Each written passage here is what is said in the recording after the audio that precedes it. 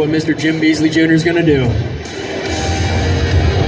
Looks like a nice slow roll.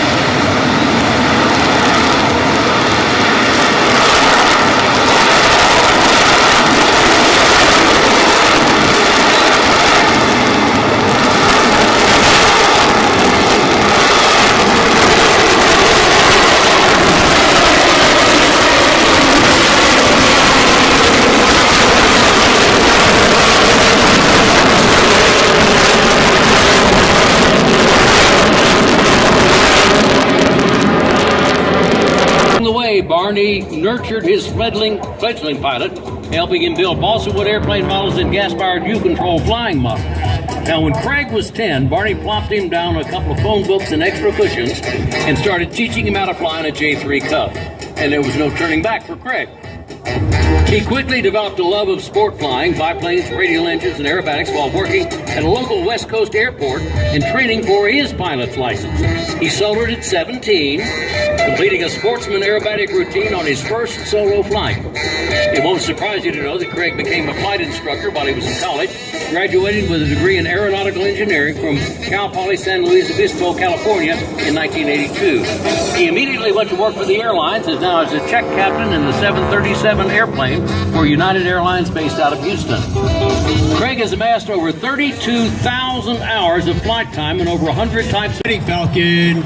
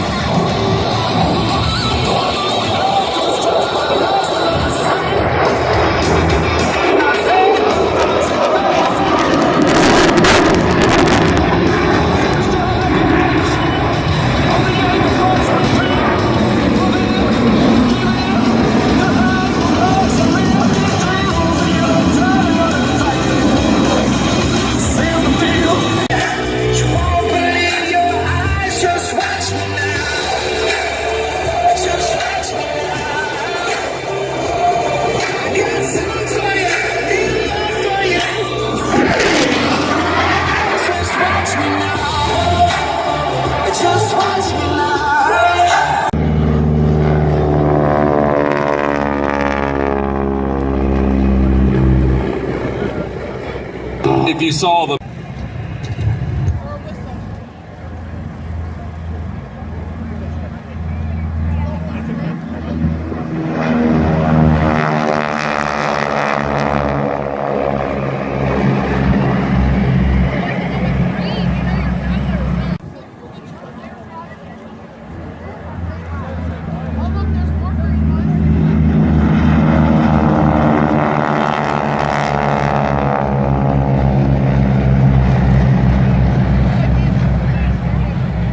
coded signal indicating a totally successful surprise raid is flashed back to the Terrier Task Force before the first bomb falls. Torah, Torah, Torah, Tiger, Tiger, Tiger. A single remote radar station had spotted the incoming raiders, but mistook them for a flight of B-17s due in from the mainland. The B-17s arrive and, like America itself, find themselves in the middle of a war that had not been declared. Yes, this is Torah, Torah, Torah, the surprise Japanese attack on Pearl Harbor, and we've taken you back to that fateful day of December 7th, 1941. You see the airplanes in front of you. Just imagine what it must have been like with 189 Japanese Zeros, Val dive bombers, Kate torpedo bombers diving down all over the island of Oahu, but specifically at Pearl Harbor and Hickam Field. Yes, this is Torah, Torah, Torah, the surprise Japanese attack on Pearl Harbor. The attack from the Japanese aircraft carriers Akagi, Akaga, Hiryu, Soryu, and two new carriers, the Shokaku and Suikaku, lasts a little over 2 gruesome hours. When the first bombs began to fall, pilots all over the island jumped into action. Lieutenant Philip Rasmussen woke to the sound of bombs, jumped out of bed, strapped a .45 caliber pistol on over his purple pajamas, ran to find a working Curtiss P-36 Hawk, was joined by 4 more P-36 pilots, and took off to engage the typing Japanese with only one .30 caliber machine gun on each airplane. Pilots Rasmussen, Lewis Sanders, Harry Brown, Gordon Sterling, and Malcolm Mike Moore managed to shoot down a few of the Japanese Zeros, Vals, and Kates, but the enemy numbers were overwhelming. As you watch the bombs go off and listen to the roar of the engines, you can just imagine what it must have been like that fateful day of December 7th, 1941. Coming in from your left, the Curtiss P-40 Hawk hot on the tail of a Japanese Zero, simulating the combat that happened when those brave P-36 pilots were able to get in the air. Meanwhile, elsewhere on the island, Kenneth Taylor and George Welch were just returning from a night on town, an all-night dinner, dance, and poker party. These brave pilots, still in their formal dress, raced to a couple of Curtiss P-40 Warhawks, got them fueled and armed, took off. They quickly found themselves in the middle of a real battle. These two brave pilots caught up with the Japanese close to Pearl Harbor and Hickam Field and engaged the Zeros, valves, and Cates with their .30 caliber machine guns. Taylor and Welch quickly ran out of ammunition, landed at Wheeler Field near the center of the island, refueled, reloaded with .30 and .50 caliber ammunition, and took off to fight the Japanese warplanes again, staying in the air only until their own planes were disabled. Both pilots are credited with downing a total of 6 Japanese warplanes. They both received a Distinguished Service Cross for their actions that infamous day. And you're seeing a recreation of everything that happened in the air and on the ground during the Tora attack, the surprise Japanese attack on Pearl Harbor, December 7th of 1941. 402 U.S. planes were on the ground at the beginning of that attack. 188 were destroyed outright, 159 damaged, 155 were left on the ground in varying stages of repair. The first wave of 189 Japanese Zeros, valves, and Cates hammered Hawaii for an hour and 45 minutes. Then came the second wave of 171 airplanes to continue the strafing, bombing, and dropping of torpedoes for another 120 minutes. A total of 360 enemy warplanes as the attack proceeded at Pearl Harbor and Hickam Field. The devastation, as you might imagine, was awesome. On the eastern edge of Ford Island, in the center of Pearl Harbor, 7 of our battleships lay at berth. The California, Oklahoma, West Virginia, Tennessee, Arizona, and the Nevada. The Japanese began with Kate torpedo bombers. The initial wave of torpedo bombers like the Kate you see in front of you right now, with the torpedo hanging underneath, hit the Oklahoma, California, Nevada, West Virginia, and the Utah. These Kates were equipped with special shallow-running torpedoes designed specifically for the attack on Pearl Harbor. You see, the shallow waters in Pearl Harbor would not allow the use of normal deep-running torpedoes. This would take away any claim the Japanese might make that this was an attack of opportunity. No, this was a well-planned attack on December 7th of 1941. Then came the bow dive bombers, armed with 1,700-pound armor-busting projectiles made for 16-inch battleship guns, but converted to aerial bombs. These planes dived down on the Nevada and Arizona. You see the bow replica coming in from the left with a big red tail. Anti-aircraft fire veered the bows away from the Nevada on the first wave, but the Arizona wasn't that lucky. A bomb stabbed the Arizona through her forward magazines and exploded, touching off more than 1 million pounds of gunpowder. A sailor on the Nevada watched the Arizona jump up at least 15 to 20 feet in the water and break into 2 pieces, forever entrapping 1,200 American servicemen in an underwater tube. The ship sank in less than 3 minutes. That underwater tube remains to this day as a memorial to all those who lost their lives on December 7th in Pearl Harbor. Meanwhile, at Bellows Field, on the northeast coast of the island, more U.S. Army Air Corps pilots were racing to their P-40s. Just then, Japanese Zeros appeared and started strafing runs. One P-40 pilot was killed as he stepped into his cockpit. 2 other P-40s were down just as they got off the ground. Yes, ladies and gentlemen and kids, you're watching a recreation of the surprise Japanese attack on Pearl Harbor, the Tora attack. High overhead, the marauding Japanese Zeros diving down with their machine guns, strafing anything that moved on the ground. The Kate torpedoes dropping those special shallow-running torpedoes. The Val dive bombers dropping those 1,700-pound armor-busting bombs. Yes, this was Tora, and we've taken you back to that faithful day. That flight of 16 B-17s from the mainland arrived over the island of Oahu and are immediately attacked by the Japanese Zeros that they didn't know were there. In the confusion, the B-17s were shot at by friend and foe, and the frightened crews landed wherever they could. One of them in a pineapple field not far from Hickam Field.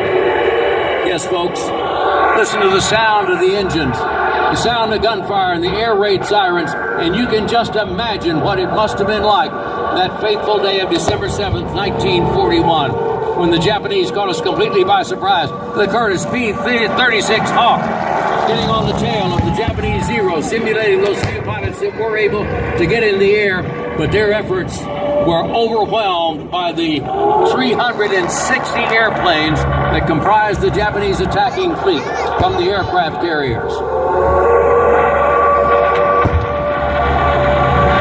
Just imagine what you would have been doing that faithful morning had you been there on December 7th of 1941. Tora, Tora, Tora.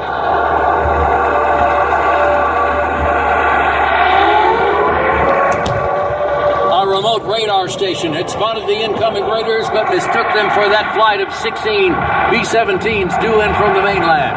The B-17s arrived, and like America itself, find themselves in the middle of a war that had not yet been declared.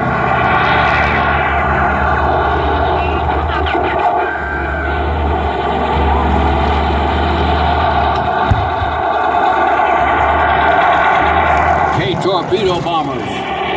The Val dive bomber in front of you right now. Another K-torpedo bomber with those shallow running torpedoes hung underneath.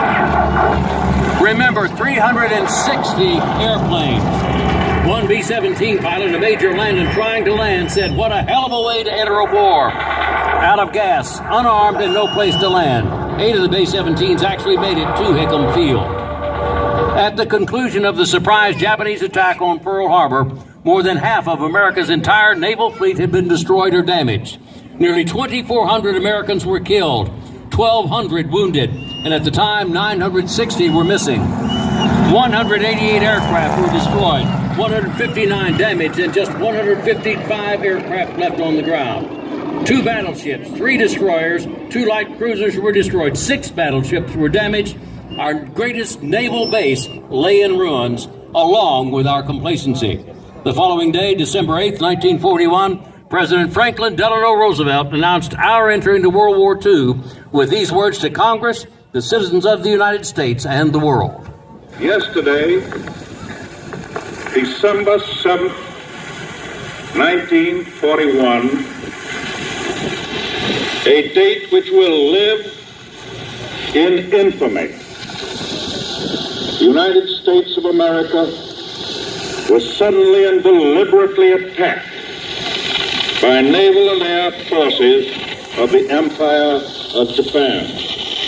It will be reported that the distance of Hawaii from Japan makes it obvious that the attack was deliberately planned many days or even weeks ago.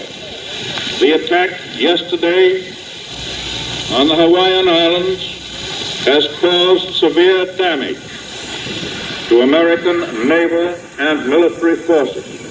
No matter how long it may take us to overcome this premeditated invasion, the American people in their righteous might will win through to absolute victory. In the 44 months of fighting that followed, the United States sank every one of the Japanese aircraft carriers, battleships, and cruisers of the Pearl Harbor Task Force. Nagasaki, the city where the special armor-busting bombs were made, was destroyed by a United States atomic bomb on August 9th of 1945. And when the Japanese surrender document was signed on September 2nd, among the U.S. warships in Tokyo Bay was the West Virginia. Would you please join me in a moment of silence in memory of all those who lost their lives that infamous day?